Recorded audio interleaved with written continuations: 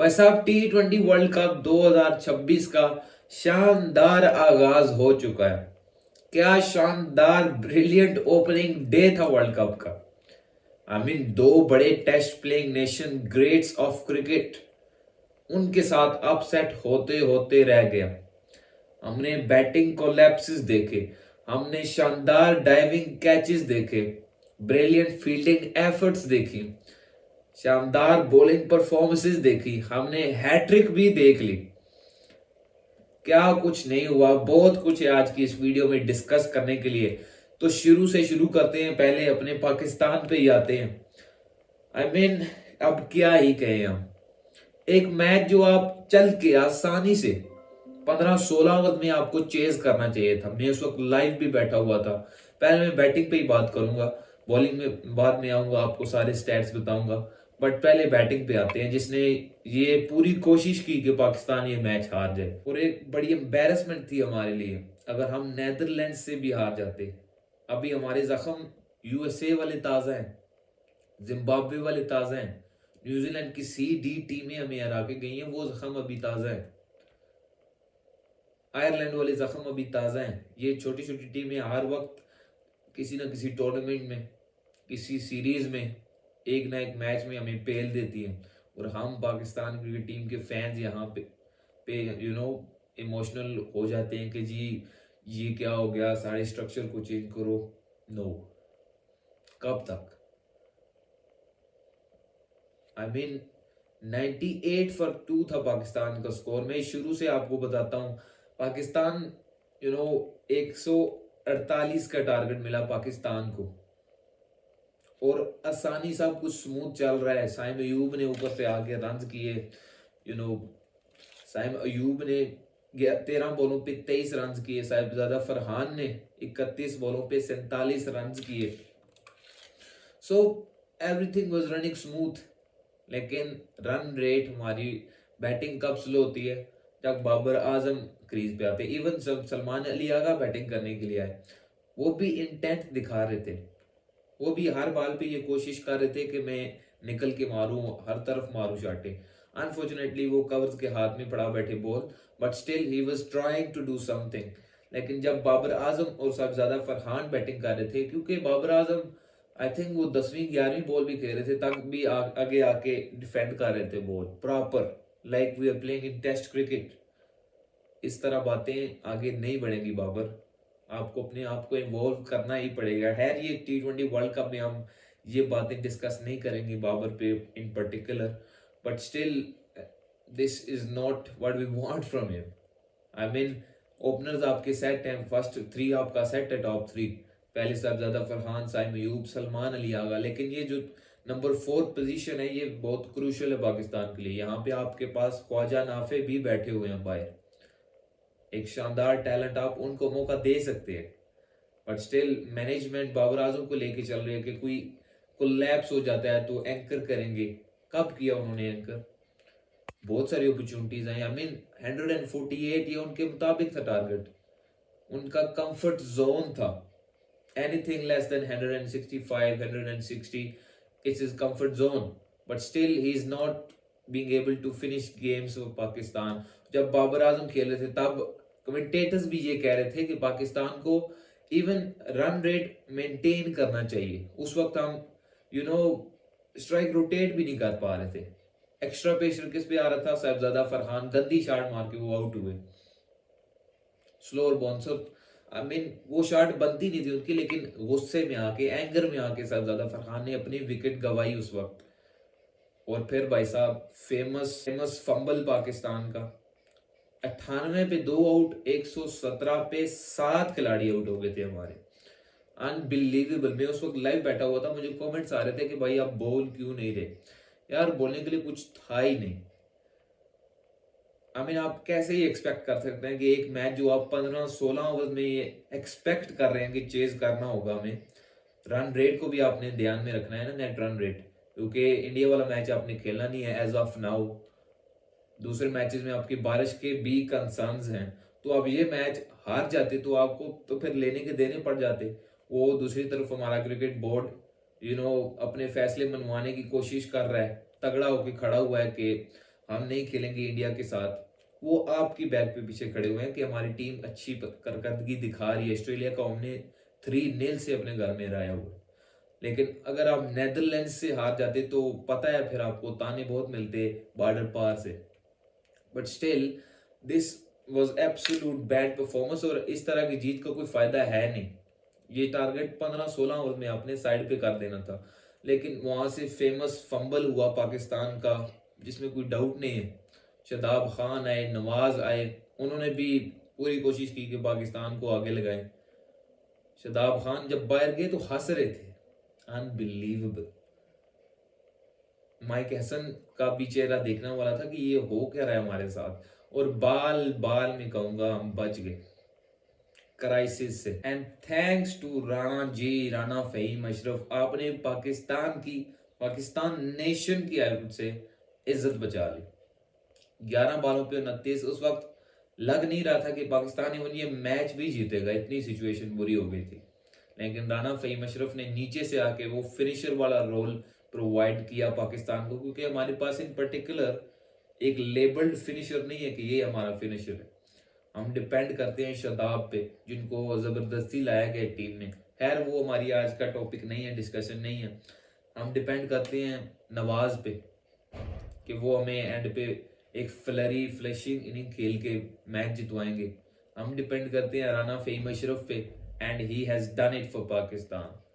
हमने उन पे बहुत बात की कि ये एक्स्ट्रा बोझ है टीम पाकिस्तान पे, क्योंकि टू मेनी ऑलराउंडर्स हो जाते हैं, लेकिन टुडे ही पेड ऑफ। उन्होंने अपनी वैल्यू शो की that I can do it for Pakistan. यहाँ पे मुझे एक और मैच याद आ जाता है, बांग्लादेश वाला मैच। बांग्लादेश में पाकिस्तान टीम ने टूर किया था अभी आई थिंक जुलाई में, तो 50 किया था वहां पे फहीम अशरफ ने। ऑलमोस्ट पाकिस्तान टीम को क्रॉस कर गए थे winning line, but still it was a very good inning from him. तो बीच में फहीम अशरफ आपको फिनिशिंग टच प्रोवाइड करते हैं, बट यहाँ पे आ जाती है बहुत ऑलराउंडर्स की, तो ऑलराउंडर्स टू मेनी ऑलराउंडर्स खेल रहे। Anyways thanks to Rana ji. I mean जितना उनका शुक्रिया अदा करें कम है। जिस तरह का मैच बन चुका था, वो भी कह रहे थे बाद में जब उनसे सवाल किया रमीज राजा ने पोस्ट मैच प्रेजेंटेशन में कि आपके क्या ख्यालात थे जब कैच हवा में उड़ा, मैक्स ओडाउड ने जो कैच छोड़ा। नेदरलैंड पे भी मैं आता हूँ कि जब आपका कैच छोड़ा मैक्स ओडाउड ने तो कैच हवा में था, क्या आपकी फीलिंग थी? वो कह रहे थे ना, सिर्फ मेरा दिमाग, मेरा जिस्म का हर हिस्सा ये दुआ कर रहा था कि ये कैच छूट जाए। And catches win matches, but I want to clap for Netherlands. What a brilliant fight. I mean being an associate member, और ये इनकी आदत पड़ गई है अब। साउथ अफ्रीका के तो ये पीछे पड़े हुए ना हाथ धो के, हर किसी न किसी बड़े इवेंट में साउथ अफ्रीका को ये पेल देते हैं। लेकिन कल हमारी बारी थी, थैंक्स टू मैक्स ओडाउड, कि उन्होंने कैच ड्रॉप कर दिया। आई मीन एसोसिएट टीम्स का यही एक प्रॉब्लम होता है कि वो क्रूशियल स्टेजेस पे थ्रू आउट वो अच्छा खेलते हैं, लेकिन एक क्रूशियल मोमेंट जो लम्हा होता है, मैच डिफाइनिंग मोमेंट जिसे कह ले, वहां पे वो एक फंबल कर देते हैं। और वो फंबल किया कल मैक्स ओडाउड ने, एंड थैंकफुली राणा जी ने मैच फिनिश करके अपने आप को साबित किया। एनीवेज दूसरे में अभी पाकिस्तान की बॉलिंग पे भी आ जाते हैं। पाकिस्तान की बॉलिंग,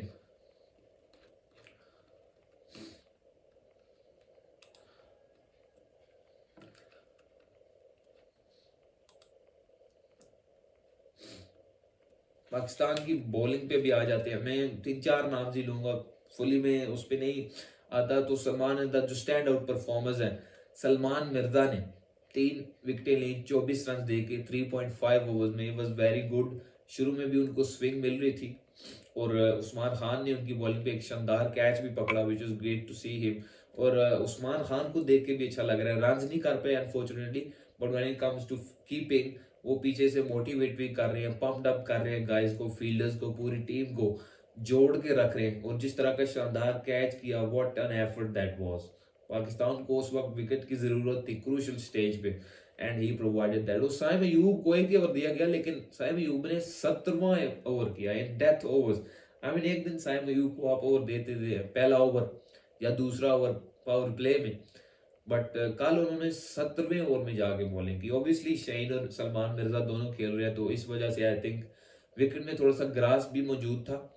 इस वजह से आई थिंक कप्तान डबल माइंडेड हो गए और दोनों फास्ट बॉलर्स को अपॉर्चुनिटी दी, लेकिन जब साइम अयूब आए उस वक्त आई थिंक 16 ओवर्स में उनका कोई स्कोर था 120 से प्लस ही था, और वहां पे वो एक्सेलरेट करने की तरफ जा रहे थे। उनके कप्तान स्कॉट एडवर्ड्स 29 बॉलों पे 37 उन्होंने किए, तो वो भी एक्सेलरेट करने की तरफ जा रहे थे, लेकिन साइम अयूब ने आके एक ओवर में 7 रन देके 2 क्रूशल ब्रेक थ्रू प्रोवाइड किए, जहां से कमर टूटी नेदरलैंड्स की और वो ऑल आउट हुए 147 पे। यहाँ पे अबरार ने भी 4 ओवर में 23 रन 2 विकेटें, और अबरार से काफी एक्सपेक्टेशंस है, and Abrar is providing that thing for Pakistan which is great thing to see. Anyways अगले मैचेस पे भी बढ़ते हैं, क्योंकि 3 मैचेस थे कल, दूसरा मैच पे आ जाते हैं। West Indies versus Scotland. भाई साहब West Indies, remember the name, not only Carlos Brathwaite, West Indies 182 run किए इन्होंने कल स्कॉटलैंड के खिलाफ,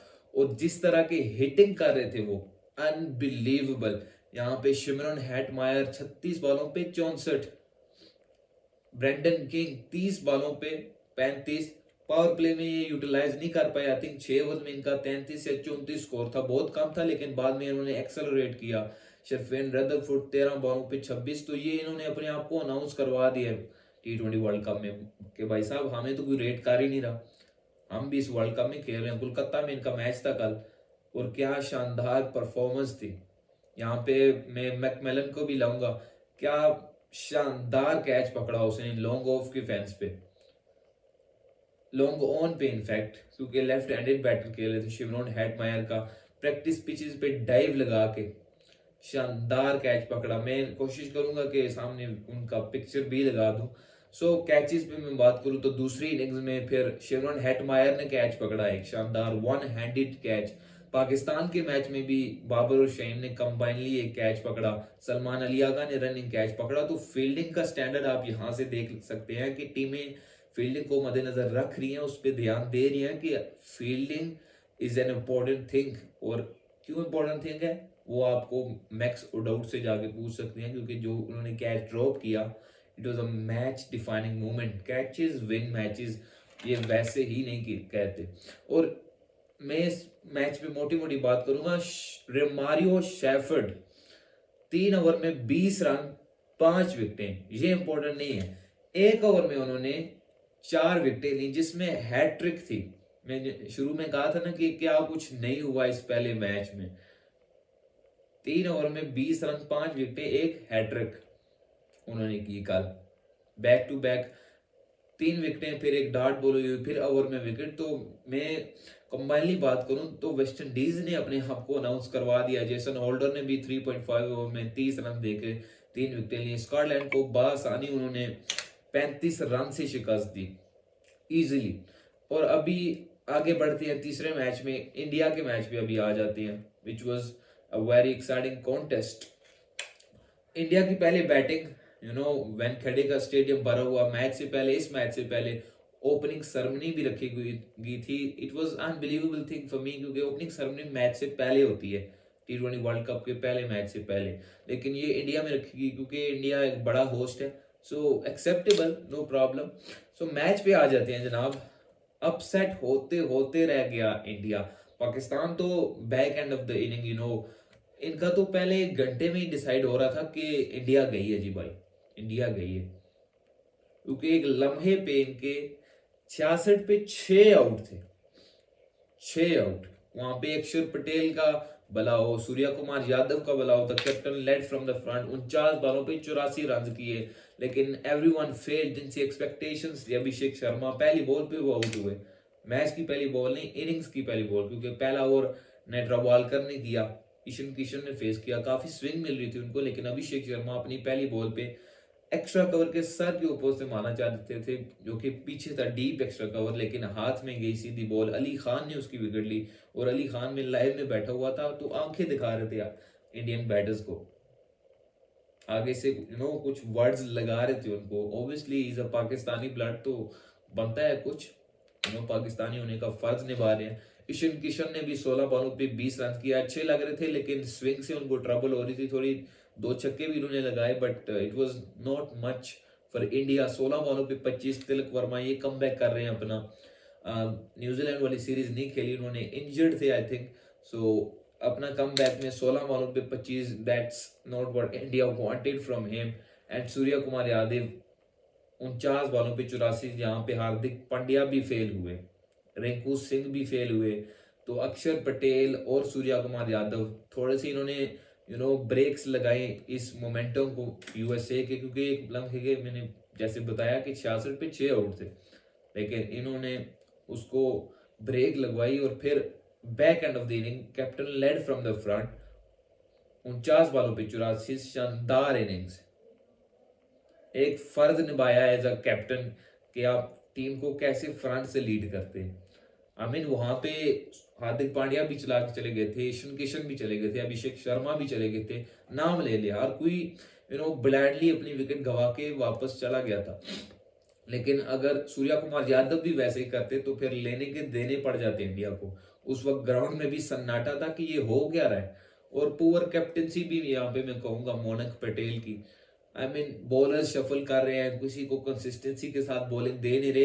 तो इसमें सूर्या कुमार यादव का भी किरदार है और इंडिया के कप्तान यूएसए के कप्तान मोनक पटेल का भी किरदार है कि इतने स्कोर्स पड़े। क्योंकि एक स्टेज पे लग रहा था कि इंडिया इवन 140 भी नहीं कर पाएगा, लेकिन उनके bowler, the leading bowler Netravalkar को 4 ओवर में 65 रन पड़े, विकेट नहीं मिली उनको।